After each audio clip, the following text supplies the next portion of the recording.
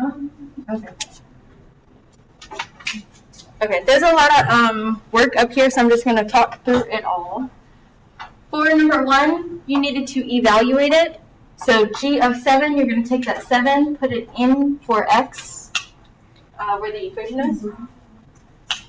When you put that 7 in, you're going to square it, and then multiply 5 and 49, and then subtract. So your final answer, this should be equals, it doesn't matter, is g of 7 equals 243, or g of x equals 243.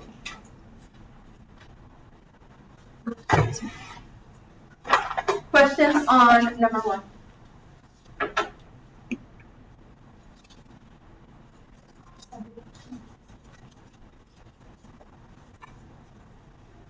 Number 2, you needed to graph this equation, but you needed to get it in slope-intercept form first. So add 3x to both sides, rearrange it, divide everything by -2, and then you can graph this. Start at your y-intercept of -2, and your slope is negative as well, so go up 3 to the left 2 as many times as possible, and down 3 to the right 2 once.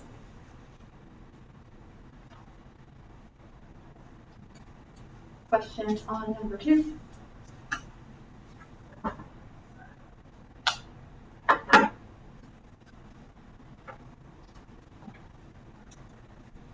And then number 3, I don't know if this happened for you guys, but my points are a little off. So when I listed these out, I just made them as decimals. I picked a random decimal. So for the domain least to greatest, this would be -3, -1, 0, and 3. For the range, because they were kind of in between, I just picked -3.5, -2.5, 2, and then 3.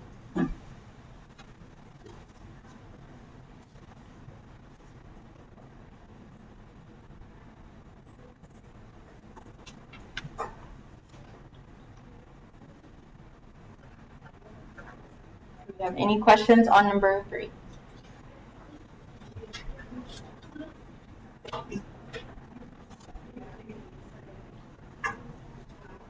You're trying to figure out something. Which number 3? So domain you're reading left to right. The first one to the left, the first one to the right, and range you're reading lowest to highest. Does that make more sense? Yeah.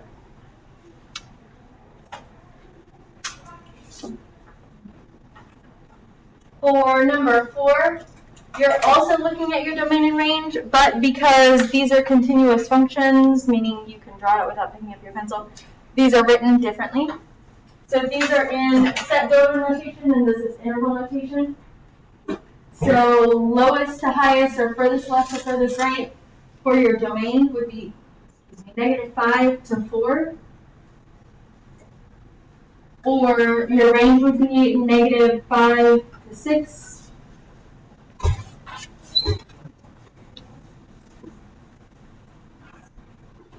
Questions on number 4?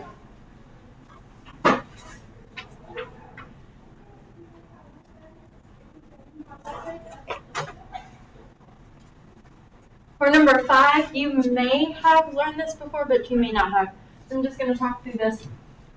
For this, you're given 2 different functions, f of x equals x, and g of x equals -1/2 x plus 2. They're both lines, but they're different lines.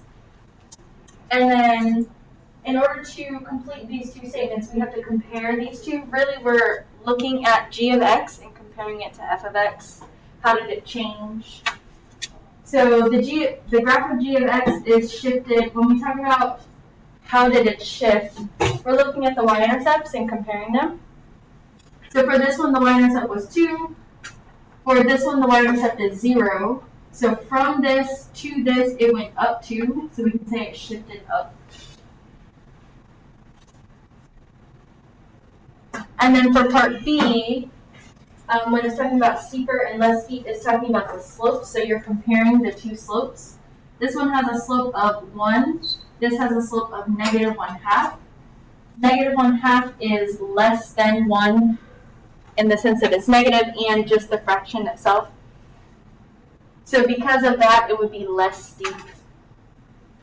If you need to put a couple points on there, if you need to see a slope of -1/2, slope of 1, so you can visually see it, you need to plot a few points on each slope.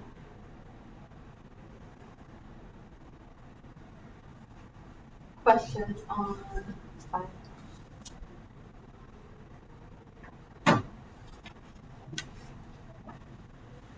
Right. Everyone should have inverse variation notes in front of them.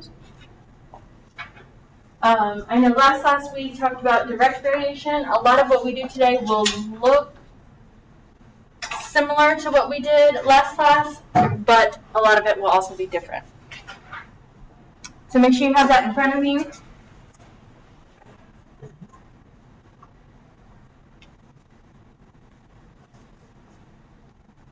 First, to talk about inverse variation. An inverse variation is a specific relationship in which there is a constant product. And that product is y times x. For direct variation, it was a ratio y over x, and now it's a product y times x, so it's a little different. Between all ordered pairs. And then the inverse variation equations are written in the form y equals k over x. So direct was y equals kx, inverse is k over x.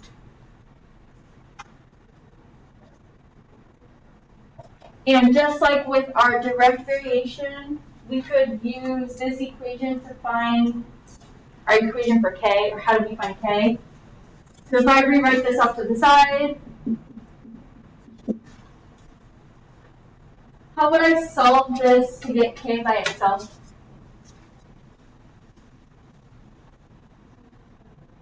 Multiply by what? X on both sides. So that's where that y times x or xy comes from.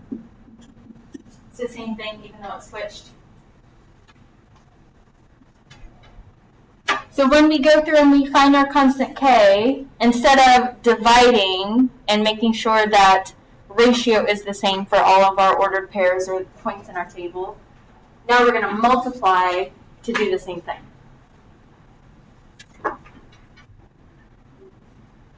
So for number 1, to find our k, we will need to multiply these together. And we would need to multiply them all and make sure they all have the same k value. So 1 times 20 would give me 20. 2 times 10 would also give me 20. And 4 times 5 would also give me 20. Because these all have the same k value, I can say my value of k is 20. And then how would I write this inverse variation equation?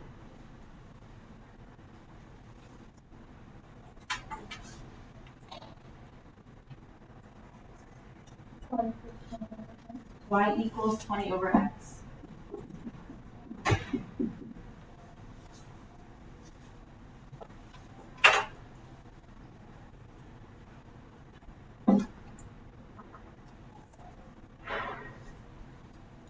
Before we do another example, does anyone have questions on how we set that up, how we found k? Any of those things?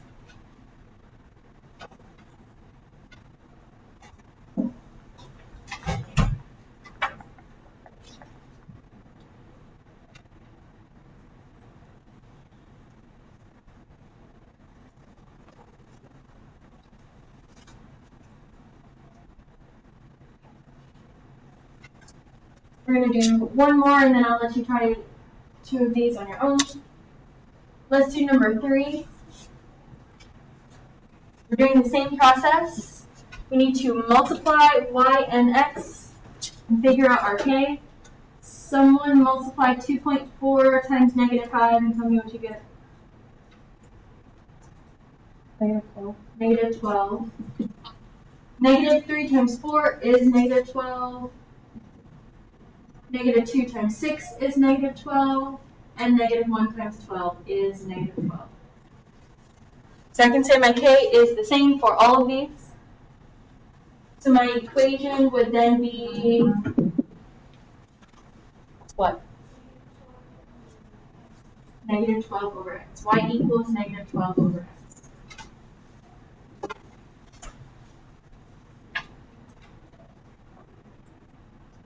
Any questions so far?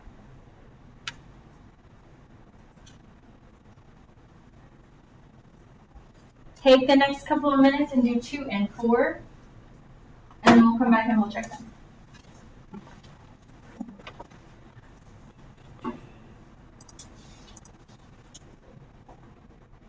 Our constant k. Negative 28, bless you. Thank you. So our equation for that one was what? Okay, let's go.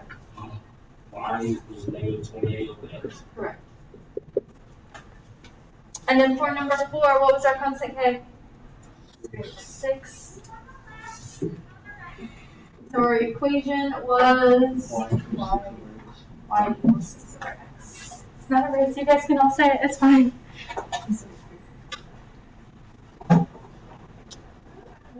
So far, is this making sense? Yeah. Yes, good. Alright, we're going to do this one together, but moving forward, you won't need to know how to graph inverse variation. You just need to know what it looks like so that you're able to recognize it. So for this, because we know that here we have a constant of 16, that means k equals 16. That means we multiply two things to get 16. So I want you to think of what numbers you can multiply together to get 16. 8 and 2. Okay.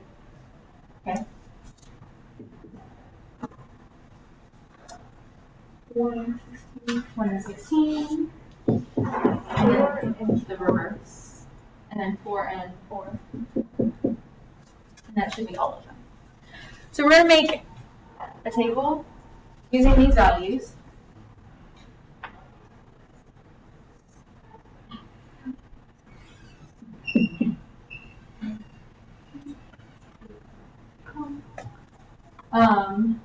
Starting with the lowest x, so 1 and 16, and then 2 and 8, 4 and 4, 8 and 2, and 16 and 1.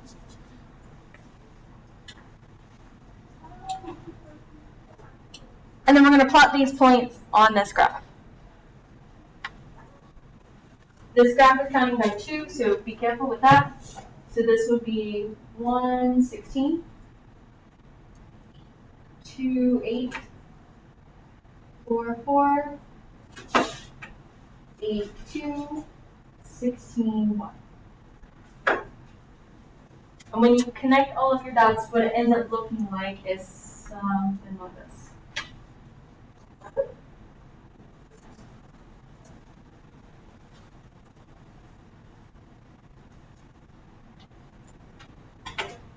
Now, the numbers we chose were all positive, but we could also do negative numbers because a negative times a negative would still give me this positive 16. I'm going to make another table, but instead of positive numbers, I'm going to make them all negative.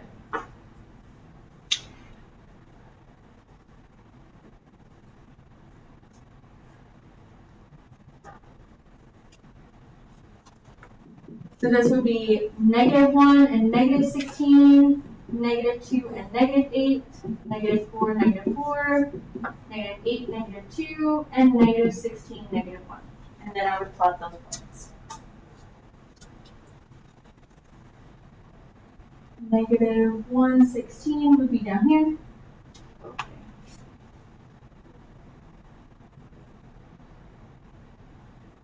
Negative 2, negative 8, negative 4, negative 4, 8, negative 8, negative 2, and negative 16, negative 1. So it kind of looks the same thing, or like it was reflected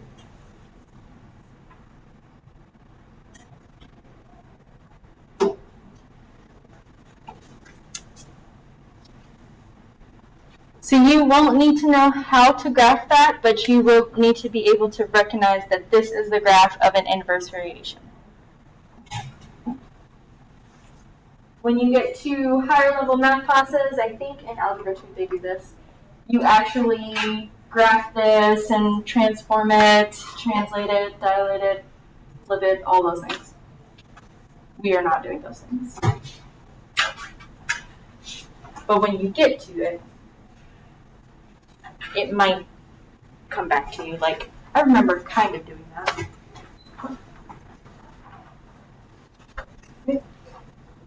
Questions about the graph and how it looks? The next two graphs, you can skip over those later when you have time to practice. If you want to graph them just to see what they would look like, you can do that. But again, you won't need to be able to graph them, for me anyway. Moving on to the missing values. So just like with direct variation, there were two different ways to solve them. Same thing here. So we'll do two of them using one method and two using the other. In this case, we're not using proportions because direct variation had ratios. Here we have products. So when we set this up, we're going to have a product equals a product, so we'll have just a regular equation. To find our k, we know that's y times x. So if I were to set this up as some equation, this would be, and I know this is y times x, but I'm going to do x times y is the same thing. 12 times 14 equals negative 24 times y.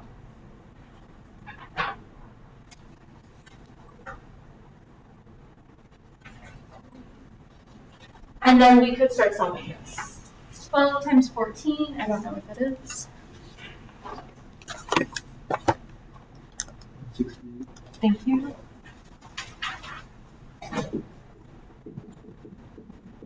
And then we could divide both sides by negative 24. So this is like the equivalent of doing the proportions, but we can't use proportions here because we don't have ratios. 168 divided by negative 24 is what? Negative 7. Then to check this, you really already have your k value on one side. So you would just need to see, does negative 24 times negative 7 equal 128? And the answer is yes.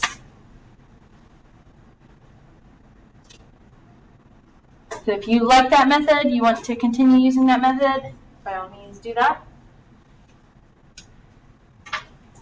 The other method is going to be similar to how we use the direct variation equation. We're going to use the inverse variation equation. So we would still need to find our k first. So we're going to take the numbers we know, 21 and negative 3. Multiply those together to find k.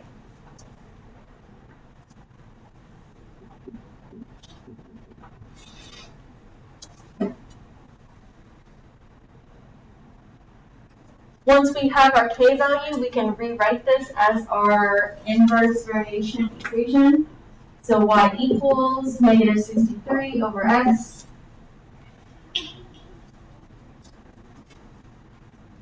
Then we can put in our missing values. So our y here is negative 7. And we're looking for x. How would we solve this?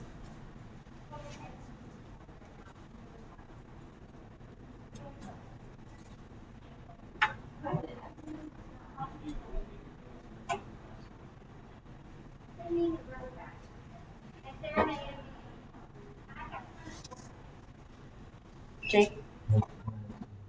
Yeah. It wouldn't solve it completely, but it would definitely help you to start solving it. So now we have negative 7x equals negative 63, and then we could divide both sides by negative 7.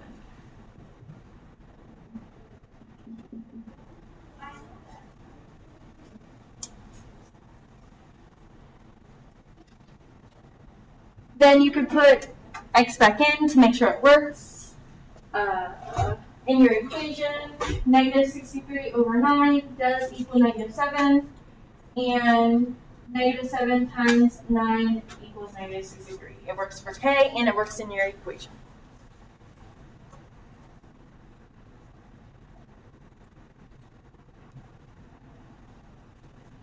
I meant to ask this after we did the first one. But do we have any questions on how we set either of these up, got either of these answers?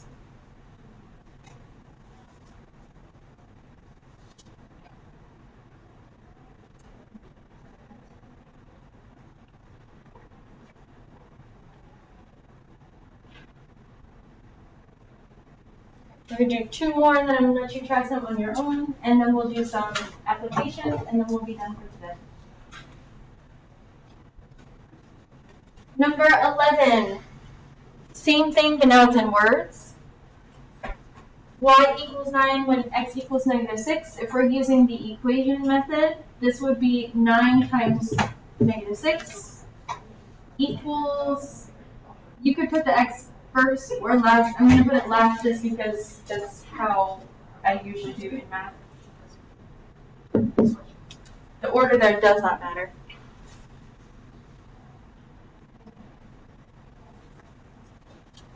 We have negative 54 equals 3x, and we could divide both sides by 3. So your x would equal, is that negative 18? Yep.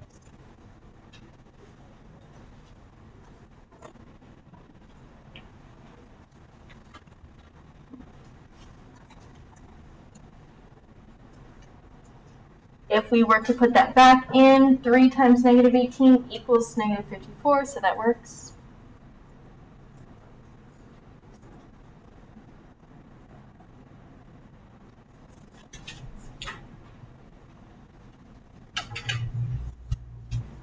And then number 14, we're going to do the same way we did 10.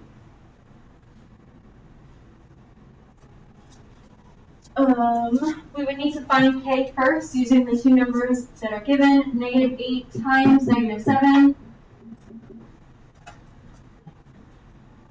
to get 56. I'm doubting all of my math today. Okay. And then once we have that, we can put that in our inverse variation equation. Y equals 56 over x. In this case, we are looking for y when x equals negative 4. So we can put negative 4 in for x and divide that. What would that be? Wait. 56 divided by negative 4. Negative. Negative 4.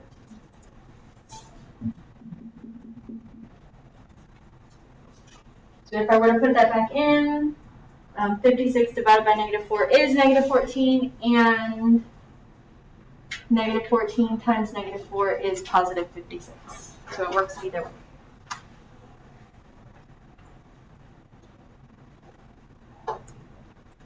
Questions on those last two?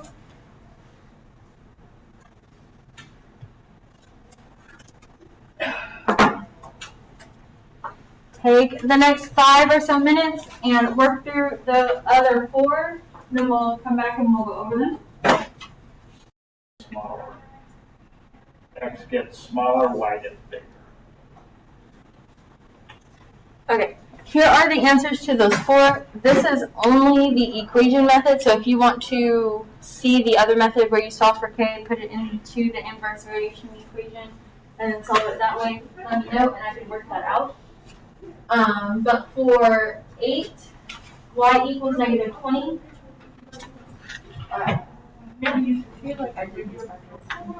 9, y equals negative 12. 12, x equals 8. Yeah, sorry. Okay. And 13, x equals 3.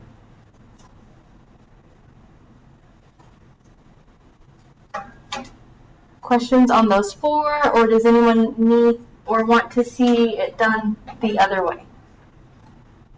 You guys are looking good on this stuff so far.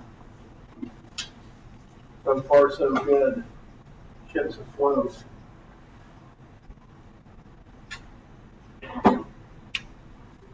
Alright, the last thing we're going to talk about is the applications. Again, just like the direct variation, what we just did is the same process, it just has words now. So we'll do a couple together. I think you guys have like a box up here. Maybe, yes. As one goes up, the other goes down.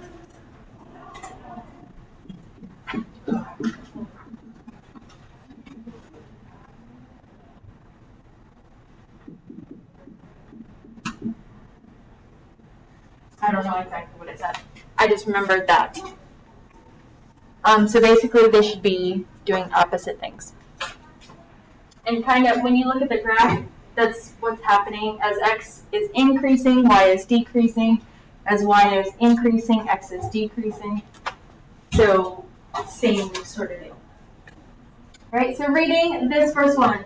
Time traveling varies inversely. So again, it should say something along those lines, varies inversely, inversely proportional to something related, so it tells you what it's doing. With the average speed, if a train travels between two cities in 3 hours at an average speed of 65 miles per hour, how long would it take an average speed of 78 miles per hour? Just like before, what comes before the inversely is your y.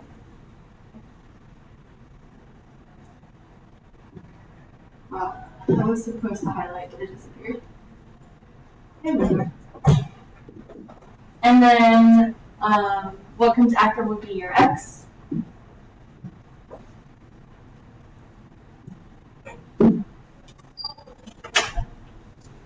If you wanted to change those variables to something else, let's say t and a, t and s, whatever you really wanted, you could do that. Just make sure you know which one should have been y, which one should have been x. That way you can still put them in the same format. So if we're using the equation method,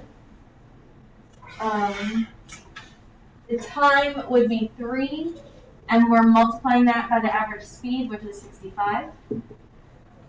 And we're going to set that equal to, we're looking for the average speed, we're looking for how long we're given the average speed. So that would be our y.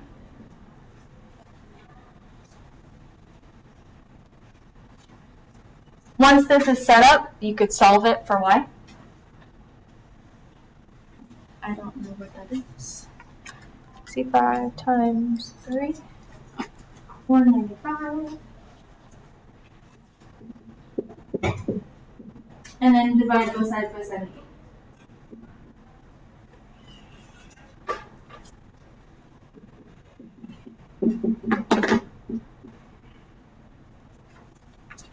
You can get decimals. You may get more decimals here than we did with direct.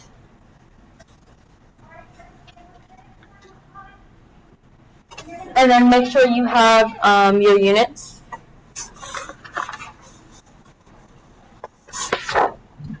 Before we do another one, does anyone have questions on how we set that up or how we got that answer?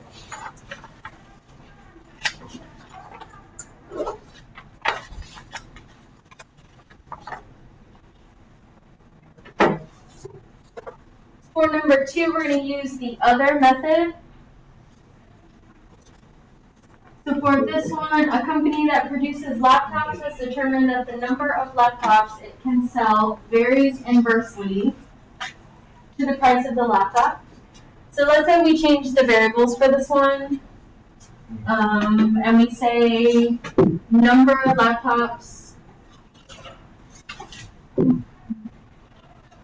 and we call that n, varies inversely to the price of a laptop, and we call that P. As long as you know that N would have been Y and P would have been X, your equation is going to be set up similarly, but here it would be N equals K over P instead of Y equals K over X. So you could do the same thing if you change the variables, you just have to know which one each part was. So in this case, we would first need to find K by multiplying the two numbers we have, 2,000 and 2,500.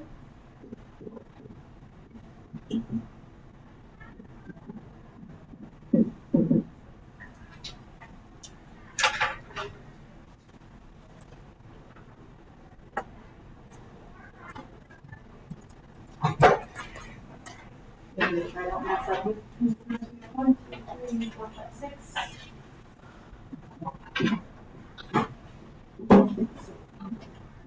$5 million would be our K value.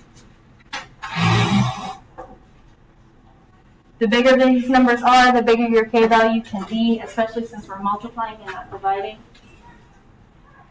Now we can put this K value into our equation.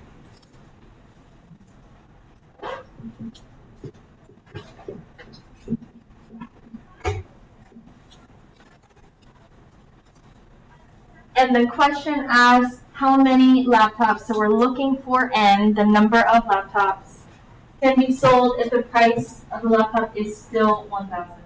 I'm sorry, it is 1,000, I added words.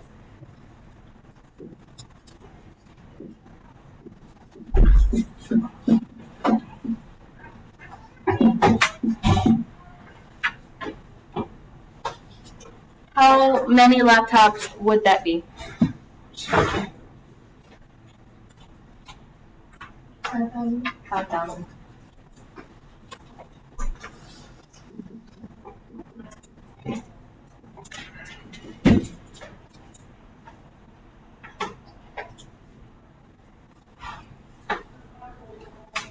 So you can solve it using the equation method, or you can solve it using this method, either or, whichever is your preference.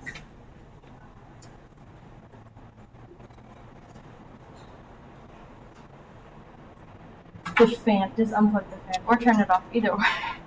Or leave it on. Or leave it.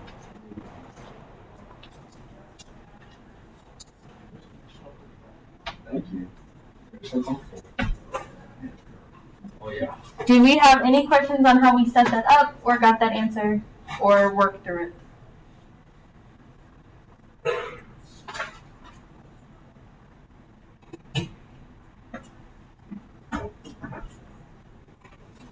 Like 7th grade math. Yes. And no. They didn't call it this in 7th grade. You just shove the face. And I don't know when proportions is taught. Proportions and equations, I don't know when any of those things are. Anyway, we're going to do one of these, and then I'm going to let you try the other word problems. So for 11, the time it takes to bake a turkey varies inversely with the oven temperature. You can call this Y, T, B, whatever you want.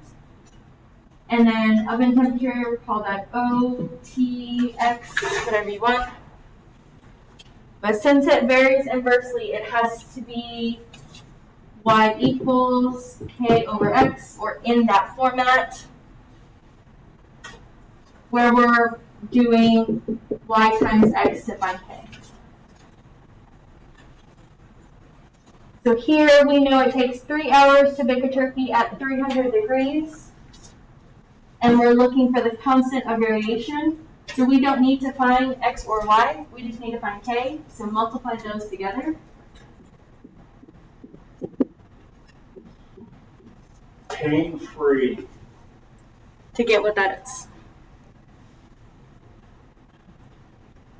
Yes, Jay. Your answer. Yeah. For these, It was easier to put like units with the direct variation because you could say whatever y was over whatever x is. This one, not so much because you're multiplying. So you could just say 900 equals k. Yes, Was Rochelle. there any other way with this? Like, The first two. yeah. Yeah, I'll scroll back up. Thank you. Right, I'm gonna give you 5 or so minutes to work through the remaining 3 problems, and then we'll go over it, and then we will be done for today. Oh, yeah. So I think for what did we say that? I wasn't here for this. Okay. Here are the answers to 9, 10, and 12. These are just the equation methods, so if you want to see the other methods, let me know, and we can go over those. For 9, you were looking for the width. So the width was 9. 10, you were looking for how many workers, so it should say 8 workers.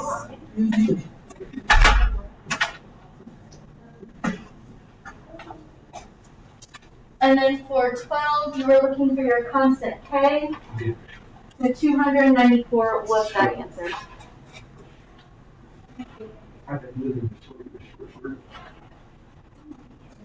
Anyone have questions on those 3 or want to see them done the other way?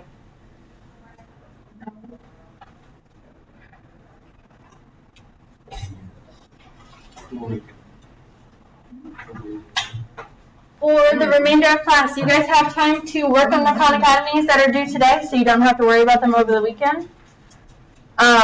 There is one Khan Academy due next week that's on inverse.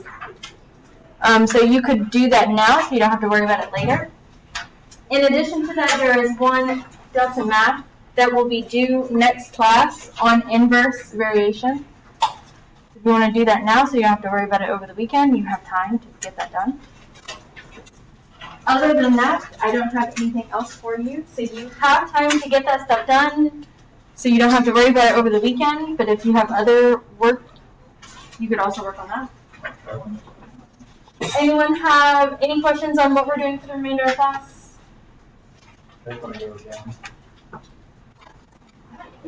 You guys have this time